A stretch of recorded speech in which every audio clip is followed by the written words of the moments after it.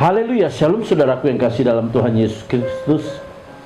Realitas yang ada sekarang, pandemi tidak semakin turun tapi semakin naik. Orang semakin khawatir, orang semakin takut. Kehidupan mesti harus berjalan, ekonomi harus terus melaju. Keadaan tetap tidak menentu. Sehingga saudaraku yang kasih mau tidak mau, tidak bisa kita harus bertahan untuk menghadapi badai dan gelombang di tengah-tengah kita. Oleh sebab itu dibutuhkan sebuah energi dalam hidup kita.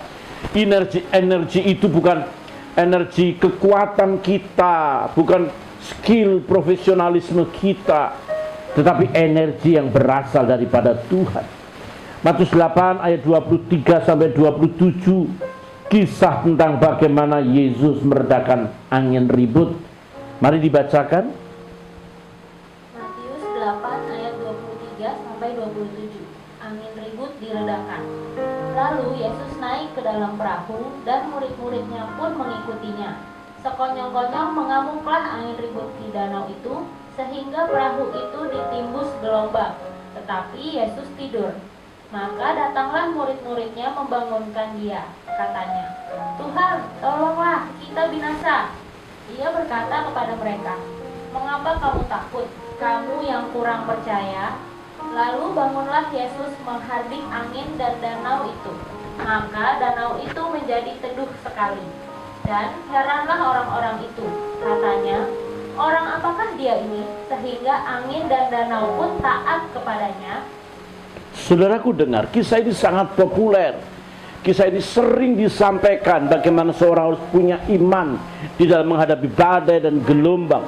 Kalau dulu saya menyampaikan kebenaran firman itu dari sisi bagaimana seorang memiliki 3 iman.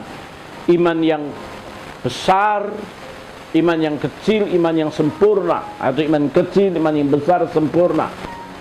Tetapi saudara, hari ini saya ingin mengingatkan kepada saudara bahwa kisah ini menceritakan seahli-ahlinya Petrus, Andreas, Yakobus.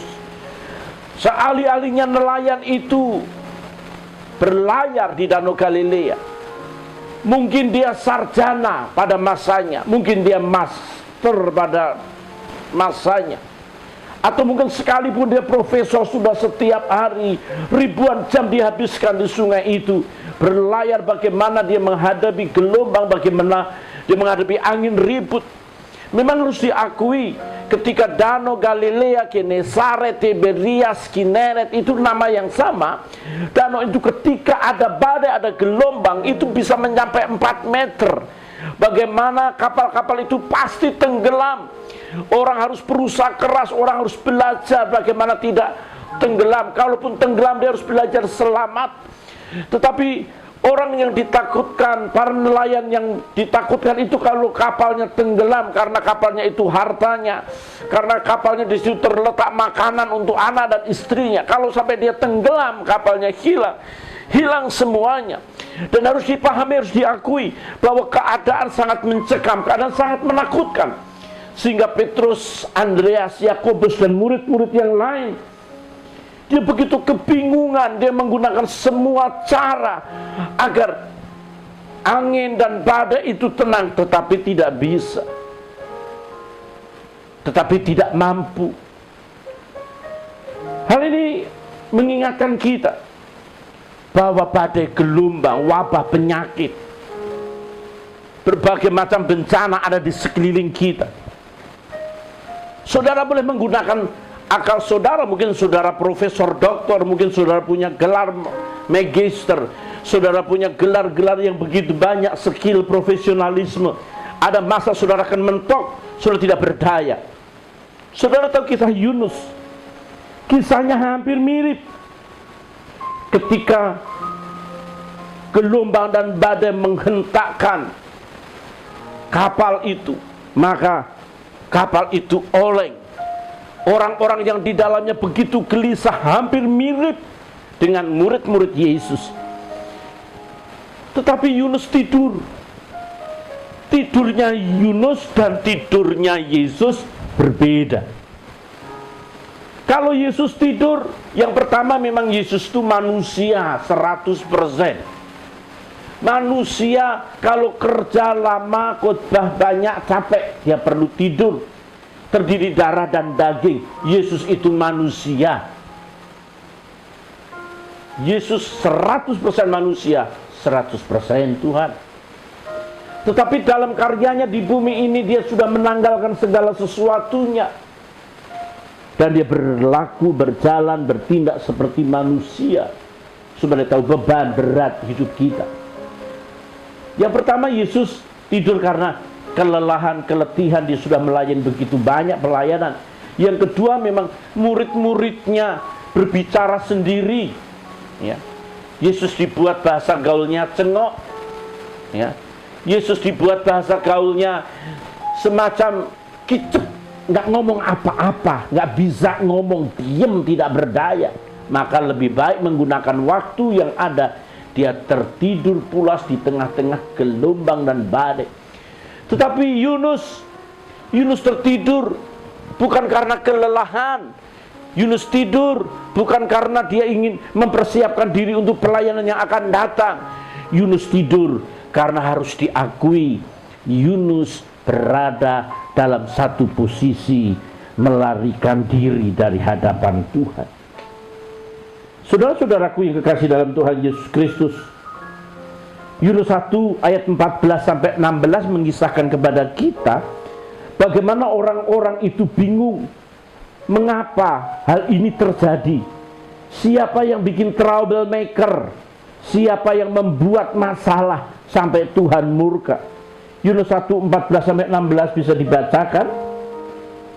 Yunus 1 ayat 14 sampai 16. Lalu berserulah mereka kepada Tuhan, katanya, "Ya Tuhan, janganlah kiranya Engkau biarkan kami binasa karena nyawa orang ini, dan janganlah Engkau tanggungkan kepada kami darah orang yang tidak bersalah. Sebab Engkau Tuhan telah berbuat seperti yang Kau kehendaki." Kemudian mereka mengangkat Yunus, lalu mencampakkannya ke dalam laut, dan laut berhenti mengamuk. Orang-orang itu menjadi sangat takut kepada Tuhan, lalu mempersembahkan korban sembelihan bagi Tuhan, serta mengikrarkan nazar. Setelah mengikrarkan nazar. Saudara dengar ya, kekaguman murid-murid Yesus akan pribadi Yesus. Siapa orang ini dapat menghentikan angin dan badai menurut. Orang-orang kafir, orang-orang yang tidak mengenal Tuhan mengagumi Allah Israel, Allah yang hebat, Allah yang tiada duanya. Mereka mengaguminya dan mereka mempersembahkan korban kepadanya. Saudaraku dengar, yang pertama, pelajaran penting yang kita renungkan, pelajaran penting yang harus kita pelajari dari kisah ini, bagaimana kita punya energi menghadapi badai. Yang pertama-tama perlu dipahami bahwa setiap kita memiliki masalah, dan jangan pernah berharap saudara tidak punya masalah. Saya ulang sekali lagi, jangan pernah berharap saudara tidak pernah punya masalah. Kalau saudara berharap tidak pernah punya masalah, saudara sudah ada di 21, 2 kali 1 alias kuburan. Itu tidak ada masalah. Jadi saudaraku yang kekasih di dalam Tuhan Yesus Kristus, masalah itu begitu banyak, dan terus menerus. Jangan pernah berharap masalah itu berhenti. Masalahnya bukan sebuah masalah yang perlu dipermasalahkan. Masalahnya ada di dalam diri orang yang bermasalah, yang tidak tahu menyelesaikan masalahnya. Ada banyak orang punya masalah. Wajar semua orang punya masalah. Tetapi yang dibutuhkan respon orang itu. Respon kita menentukan bagaimana kita menghadapi badai di depan kita. Ada orang punya masalah kecil seolah-olah begitu besar seperti gunung. Ketika besar maka meledak itu masalah. Ada orang memahami masalah yang begitu besar, dia menganggapnya kecil, menganggapnya tidak ada apa-apanya. Padahal masalah besar dianggap kecil. Ketika kecil, semakin kecil, masalah itu hilang. Masalah itu terletak dalam pikiran, perasaan, dan hati saudara. Kalau orang buat masalah sedemikian rupa tapi saudara tidak bermasalah, masalah itu tidak menjadi masalah. Amin, saudaraku. Saudara dengar, Persoalannya bagaimana respon kita, menganggap masalah itu semakin besar atau menganggap masalah itu semakin menurun. Tetapi yang pasti harus dipahami, Alkitab kita mencatat dalam 1 Korintus 10 ayat 13 mencatat kebenaran penting. 1 Korintus 10 ayat 13. Pencobaan-pencobaan yang kamu alami ialah pencobaan-pencobaan biasa yang tidak melebihi kekuatan manusia. Sebab Allah setia, dan karena itu Ia tidak akan membiarkan kamu dicobai melampaui kekuatanmu. Pada waktu kamu dicobai, Ia akan memberikan kepadamu jalan keluar, sehingga kamu dapat menanggungnya. Oh, saudaraku yang kekasih, standarnya Tuhan bahwa masalah, pencobaan, problem, beban itu tidak melebihi kekuatanmu. Mazmur 34 ayat 20 juga mencatat kebenaran kepada kita. Mazmur 34 ayat 20. Kemalangan orang benar banyak, tetapi Tuhan melepaskan dia dari semua itu. Sekali lagi. Mazmur 34 ayat 20. Kemalangan orang benar banyak, tetapi Tuhan melepaskan dia dari semuanya itu. Saudara dengar saya, kebenaran ini penting. Paulus mencatat bahwa masalah beban tidak melebihi kekuatanmu, dan dia memberikan solusi, way out, jalan keluar. Yang kedua, kemalangan orang benar itu banyak, dan Tuhan akan melepaskannya. Saudara, tidak ada alasan kalau persoalan itu menganggap bahwa terlalu besar, saya tidak sanggup.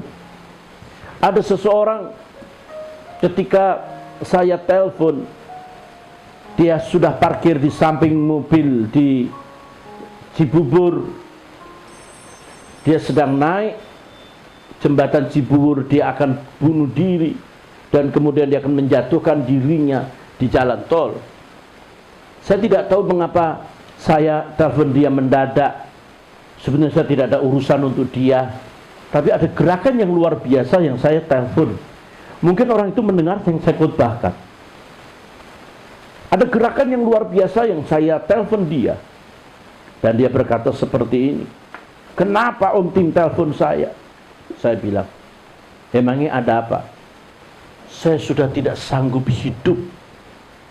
Padahal dia anak Tuhan yang rajin, anak Tuhan yang melayani baik, staf dari penggembalaan.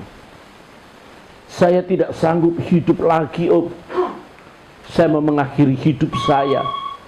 Saya akan terjun dan bunuh diri." Saya katakan, kalau kamu sampai bunuh diri, saya tidak akan telepon kamu lagi. Saya tidak akan bicara lagi.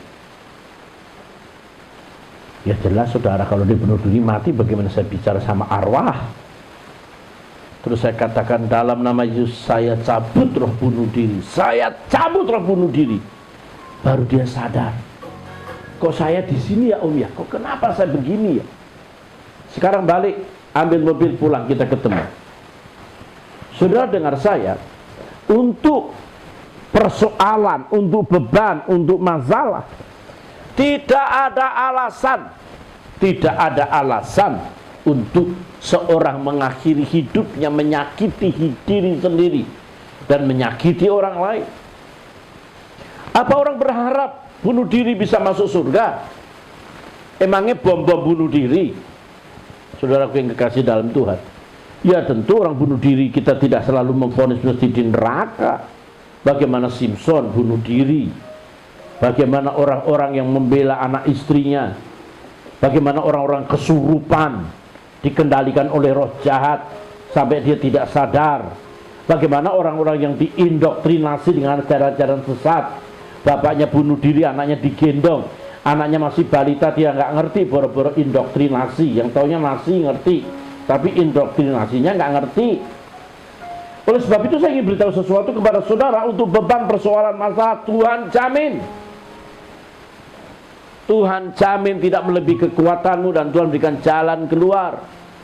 Bahkan Yesus sendiri berkata dengan tegas dan jelas, Matius pasal 11 ayat 28 mengatakan kebenaran penting.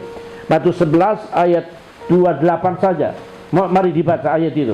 Matius 11 ayat 28 mengatakan, "Marilah kepadaku semua yang letih lesu dan berbeban berat, aku akan memberi kelegaan kepadamu."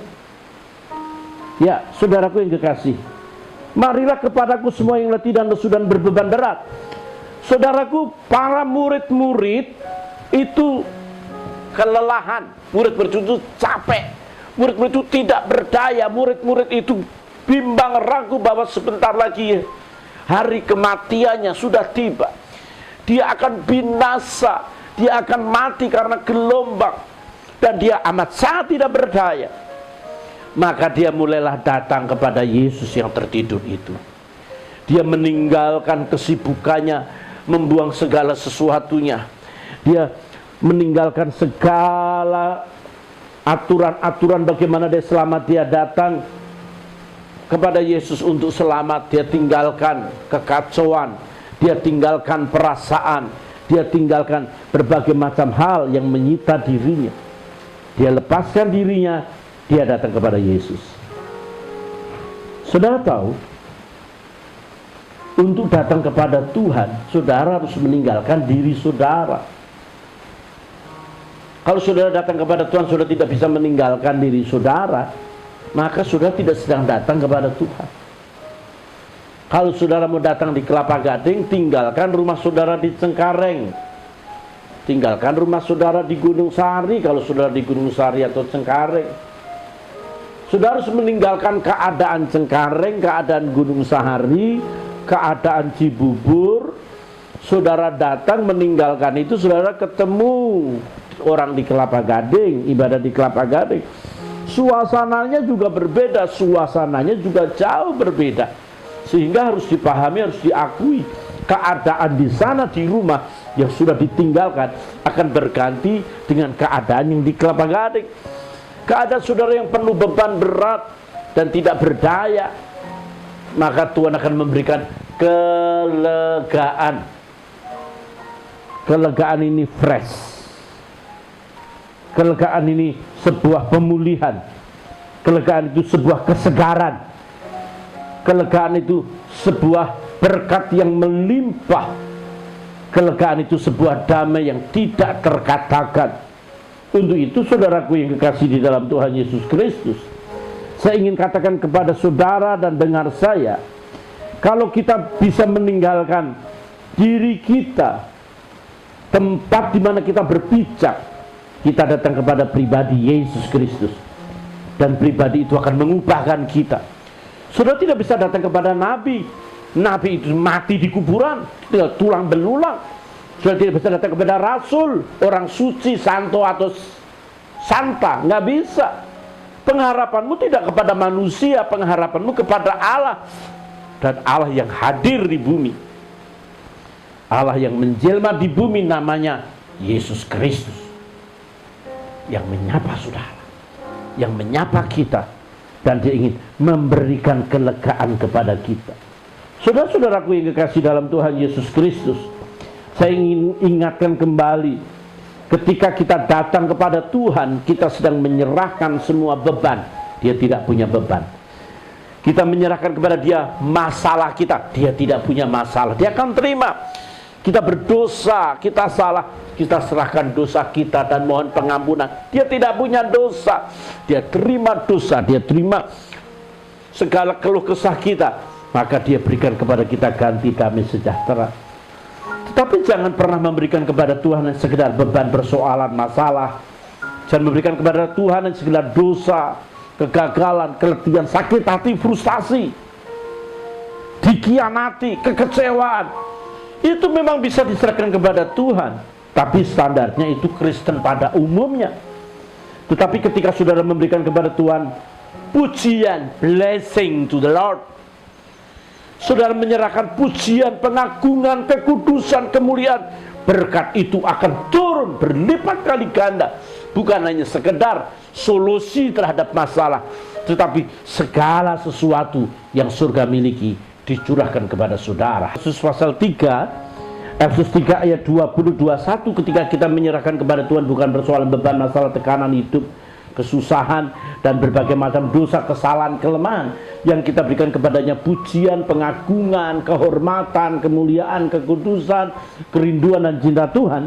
Efesus 3 ayat 20 dan 21 menyatakan kepada kita, mari kita baca. Efesus 3 ayat 20-21. Bagi dialah yang dapat melakukan jauh lebih banyak daripada yang kita doakan atau pikirkan, seperti yang ternyata dari kuasa yang bekerja di dalam kita. Bagi dialah kemuliaan di dalam jemaat dan di dalam Kristus Yesus turun-temurun sampai selama-lamanya. Amin.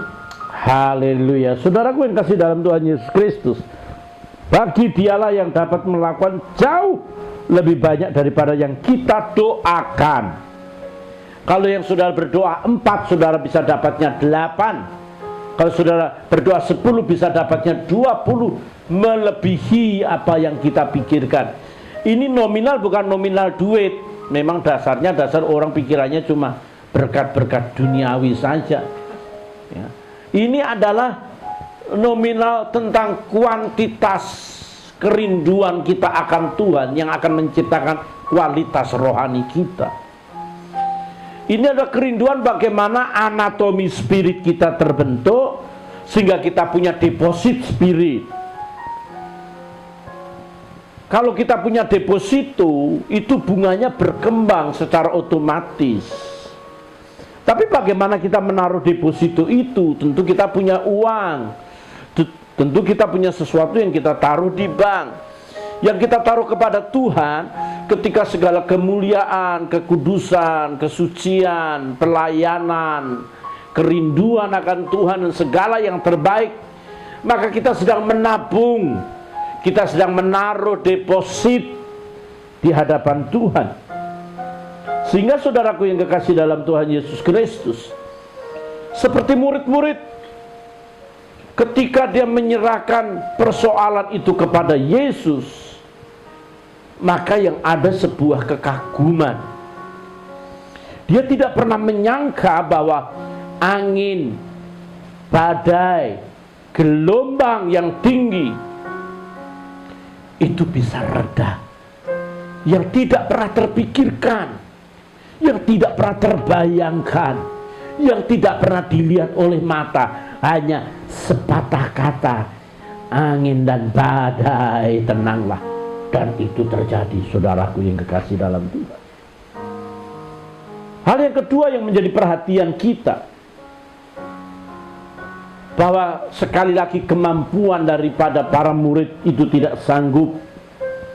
Kemampuan nelayan yang sudah bertahun-tahun, selama dia hidup, yang dilihat hanya gelombang, yang dilihat hanya angin. Berapa kali tidak dijelaskan dia menghadapi angin sakal, angin badai, puting beliung. Tidak pernah diceritakan dalam Alkitab berapa banyak, berapa kali dia mengalaminya, dan pasti mereka mengalami. Tapi sudah harus diakui, ketika Danau Tiberias ini sedang bergejolak, suasananya memang sangat menakutkan. Beberapa kali saya dibatalkan untuk pelayaran. Karena apa? Gelombangnya tinggi, Pak. Pemerintahan Israel, pariwisatanya tidak akan pernah membiarkan satu kapal pun berlayar ketika ada gelombang. Untuk safety, untuk keselamatan para pesiarah, tidak akan pernah dibiarkan menembus gelombang itu. Seahli-ahlinya para nelayan, seahli-ahlinya jurumudi Israel, dia tidak akan pernah berani melawan hukum alam itu. Maka seluruh perjalanan Danau Tiberias, Kineret, Galilea, Genezaret dihentikan, tidak berdaya. Oleh sebab itu, saudaraku yang kekasih, memang harus dipahami, diakui bahwa Tuhan sendiri melarang untuk kita mengandalkan kemampuan kita. Kita mengandalkan skill profesionalisme kita. Berapa banyak dokter yang mati karena penyakit? Berapa banyak nakoda-nakoda kapal tenggelam mati di laut? Berapa banyak pilot-pilot di udara mati di udara? Manusia tidak punya kekuatan melawan hukum Tuhan. Dan Tuhan melarang dalam Yeremia 17 ayat yang kelima mencatat kebenaran kepada kita. Yeremia 17 ayat 5. Beginilah firman Tuhan. Terkutuklah orang yang mengandalkan manusia, yang mengandalkan kekuatannya sendiri, dan yang hatinya menjauh daripada Tuhan. Haleluya, saudaraku yang dikasih. Bukan tidak boleh menggunakan akal pikiran kita, tapi kalau sudah terlalu over, kalau sudah terlalu berlebihan, menjadi terkutuk. Orang ini terkutuk bukan karena main dukun, santet, pelet, kembang 7 rupa. Orang ini terkutuk karena mengandalkan kekuatannya sendiri. Dia pikir dia mampu. Siapa dia? Dia pikir dia bisa. Ada begitu banyak orang bongah, orang sombong, orang arogan, merasa diri mampu. Gelar dibaca sederet di depan, sederet di belakang. Kurang satu gelar saja dia marah-marah. Kenapa? Itu gelar harus dibaca. Saya mahal bayar kuliah saya mahal berjuang. Oh begitu Pak. Dia bisa maki-maki MC ketika namanya disebut dan gelarnya kurang satu. Mungkin MC kecapean menyebut gelarnya, saudaraku yang kekasih. Saudara, bukan jaminan saudara mampu menghadapi segala sesuatunya seperti para murid-murid menghadapi segala sesuatu. Oleh sebab itu mari kita merendahkan diri kita dan kita berharap bersandar kepada Tuhan. Alkitab mencatat dengan jelas bahwa ketika kita berhasil, siapapun yang menganggap dirinya berhasil dan mampu, ya, ini hasil keringat saya sendiri, dia tidak sadar yang hasil keringat itu Tuhan. Ulangan 8 ayat 17 mengatakan kebenaran kepada kita. Ulangan 8 ayat 17. Maka janganlah kau katakan dalam hatimu, kekuasaanku dan kekuatan tangankulah yang membuat aku memperoleh kekayaan ini. Oh haleluya. Saudara yang kaya, saudara yang pintar, saudara yang berhasil, ayat ini mengingatkan, janganlah berkata, dan kau katakan dalam hatimu. Dia nggak ngomong sih, tapi dalam hatinya, aku berhasil, aku sanggup. Kekuasaanku dan kekuatan tanganku lah yang membuat aku memperoleh segala sesuatu. Saudara dengar, masih ada banyak gelombang, masih ada banyak badai yang di depan kita. Jangan berharap semuanya akan menjadi new normal. Mungkin malah justru abnormal kalau kita tidak berhati-hati. Lihat tingkat kecerobohan orang-orang. Lihat orang-orang berkumpul dan tidak lagi memperhatikan bagaimana menjaga jarak, bagaimana tingkat kecerobohan banyak orang. Itu bukan new normal, bukan, malah abnormal. Mari kita tidak menganggap diri kita bahwa kita akan menjadi normal. Semakin kita berhati-hati, semakin kita sungguh-sungguh di hadapan Tuhan, ada kekuatan besar di dalam diri kita. Zakaria 2 ayat 13 mencatat kebenaran penting untuk kita renungkan. Zakaria 2 ayat 13, mari dibacakan. Zakaria 2 ayat 13. Berdiam dirilah, hai segala makhluk, di hadapan Tuhan, sebab ia telah bangkit dari tempat kediamannya yang kudus. Haleluya, saudaraku, dia bangkit dari tempat kediamannya yang kudus. Berdiam dirilah. Ingat, berdiam dirilah. Saudaraku yang kekasih dalam Tuhan Yesus Kristus, berdiam diri itu hakah, artinya keep silent, hold your peace, hold your tongue. Artinya kita berdiam diri dalam kedamaian, dalam ketenteraman dan ketenangan. Kalau orang sudah tenang, dia baru bisa berdoa. Kalau orang bisa tenang, maka dia bisa mengatakan segala sesuatu runtunannya dengan baik-baik. Kalau jiwamu tidak sedang tenang, jiwamu sedang gelisah, jiwamu sedang tidak menentu, kau tidak bisa berdoa.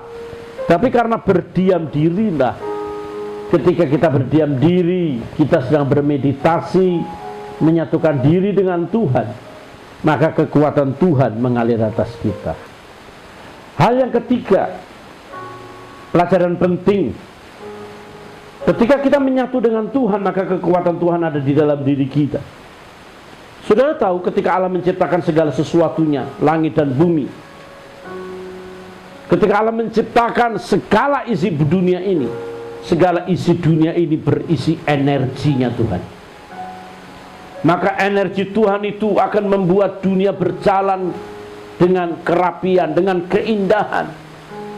Energi Tuhan yang membentuk bagaimana tumbuh-tumbuhan itu bergerak sendiri, berbuah. Energi Tuhan itu ada di tengah-tengah alam semesta ini. Mengapa ketika seseorang menyatu dengan alam, dia punya kekuatan alam, orang menyebutnya sebagai avatar. Dia bisa menghentikan hujan, dia bisa mendatangkan api, atau dia bisa mendatangkan air. Tetapi saudaraku yang kekasih dalam Tuhan Yesus Kristus, ketika Yesus berkata, angin dan badai tenanglah, Yesus sedang mengeluarkan energi di dalam dirinya yang menguasai alam semesta. Alam semesta tunduk di bawah kuasa dan kendali ucapan Yesus Kristus. Mungkin ucapan yang sama akan dikeluarkan oleh para murid. Seandainya murid itu berkata, angin dan badai tenanglah, itu angin dan badai terus menghempas. Ketika Petrus, Andreas sama-sama paduan suara, angin dan badai tenanglah, maka angin dan badai itu tidak berhenti. Mungkin seluruh murid, 12 murid ada di kapal itu, dan dia berteriak sama-sama, angin, badai, tenanglah. Angin dan badai itu tidak berhenti. Mungkin seluruh bangsa Israel, dia teriak, angin dan badai, tenanglah. Dia keluarkan energi, kekuatan. Angin badai itu terus berlanjut. Tapi ketika satu patah kata dari mulut Yesus, angin dan badai tenanglah, menjadi tenang. Saudara tahu mengapa? Karena Yesus Kristus punya energi menguasai alam. Alam semesta ini tunduk di bawah kakinya. Ketika dia berkata, segala kuasa di langit dan bumi aku punya. Salah satu buktinya ini dipraktekkan. Padahal Yesus manusia biasa, manusia baru menunjukkan kemanusiaannya yang tidak berdaya tidur, baru bangun tidur aja bisa melakukan seperti itu. Bagaimana dalam kesadarannya? Mengapa Yesus bisa melakukannya? Dalam Lukas 4 ayat 18-19 mengatakan kepada kita, itulah kekuatan yang Yesus miliki. Lukas 4 ayat 18-19. Roh Tuhan ada padaku, oleh sebab Ia telah mengurapi aku untuk menyampaikan kabar baik kepada orang-orang miskin, dan Ia telah mengutus aku untuk memberitakan pembebasan kepada orang-orang tawanan dan penglihatan bagi orang-orang buta, untuk membebaskan orang-orang yang tertindas, untuk memberitakan tahun rahmat Tuhan telah datang. Saudaraku yang kekasih, energi Tuhan untuk menolong banyak orang. Saya pernah sampaikan firman Tuhan bahwa desain nama Yesus diperuntukkan orang yang berdosa supaya diampuni, supaya bertobat, orang yang lemah diberi kekuatan, Di sana nama Yesus diberikan untuk orang sakit supaya sembuh, orang yang murtad supaya kembali. Di sana nama Yesus disampaikan kepada orang-orang yang ada di dalam gereja, di dalam orang yang percaya semakin bertumbuh serupa Kristus oleh pimpinan Roh Kudus. Tetapi ucapan nama Yesus itu energinya melebihi kekuatan alam semesta. Dan saudara tahu ketika saudara dan saya kita benar-benar masuk di dalam energinya Tuhan, maka badai sebesar apapun, maka kekuatan apapun di depan kita, kita perlu tahu bahwa kita sedang menyatu dengan Tuhan. Prinsipnya apa? Di dalam diri Yesus ada Roh Kudus, Roh Allah ada padaku. Dan hal yang sama harus kita katakan, Roh Allah ada padaku. Roh yang sama yang ada di dalam diri Yesus, roh yang sama ada dalam diri saudara, sama ada dalam diri kita. Ketaatan kita menghasilkan perkara besar. Keseriusan kita akan Tuhan menghasilkan perkara-perkara besar. Karena kita belum serius, kita belum taat, maka kita belum memiliki kekuatan yang luar biasa. Taruh kekuatan energi Tuhan itu ada di dalam diri kita, maka akan terpancar keluar secara otomatis. Amsal 4 ayat 23 mengatakan kebenaran kepada kita. Amsal 4 ayat 23, jagalah hatimu dengan segala kewaspadaan, karena dari situlah terpancar kehidupan. Saudaraku yang kekasih, waspada itu sebenarnya kata Ibraninya mismar. Kata itu dipakai untuk penjaga, penjara, jail, ya, prison, guard house, penjaga rumah, penjaga penjara, penjaga pos di depan. Dan itu artinya untuk kita dapat menjaga diri kita. Kita memenjarakan diri dalam kekuatan dan energinya Tuhan, supaya energi Tuhan itu tidak lepas, tidak bolong, tidak keluar. Kadangkala saudaraku yang kekasih, energinya Tuhan terlepas dan hilang karena persoalan, masalah, emosi, dendam, kecewa, amarah. Surga kita hilang. Tetapi mari kita penjarakan lagi, taruh di dalam diri kita, dan tidak boleh ada satupun, baik kedengkian, kemarahan, baik kepahitan, baik luka yang membuat hati kita ini melepaskan energinya Tuhan dengan sia-sia. Energi Tuhan tidak dipakai untuk menyembuhkan luka saudara. Energi Tuhan tidak dipakai untuk menyembuhkan segala sesuatu, kemarahan, tidak. Energi Tuhan dipakai untuk mujizat, untuk kuasa bagi orang lain. Kalau kita bocor dan kita tidak memiliki damai sejahtera, kita tidak memiliki kekuatan dan energi Tuhan itu, maka dapat dipastikan yang terpancar dalam hidup kita adalah hal-hal yang menyakitkan saja. Kenapa? Karena hatimu pahit yang keluar pahit. Karena hatimu luka yang keluar luka. Kalau hatimu penuh roh, yang keluar adalah roh. Kalau hatimu damai, yang keluar adalah damai. Kalau hatimu sukacita, yang keluar sukacita. Maka ketika Yesus berkata, angin dan badai tenanglah, itu energi Tuhan membuat tenang segala sesuatunya, damai, shalom. Dan shalom itulah yang membuat murid-muridnya tercengang. Siapa orang ini? Mari saudara, badai, gelombang, wabah belum selesai. Kita tidak butuh kemampuan apapun selain kemampuan energinya Tuhan. Kita tahu semuanya punya masalah, tinggal reaksi kita bagaimana.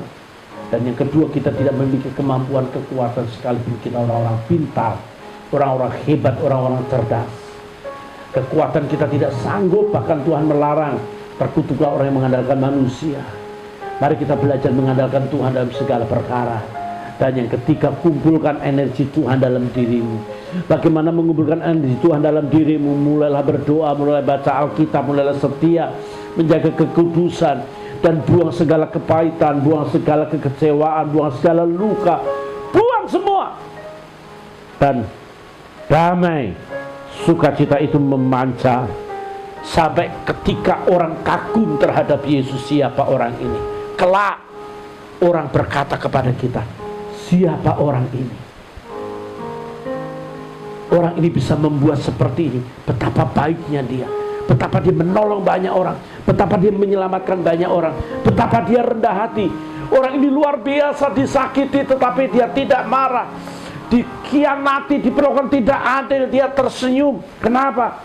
Karena hatinya memang damai, hatinya penuh sukacita, dan berkat Allah melimpah. Kiranya Tuhan memberkati saudara. Haleluya, haleluya, amin.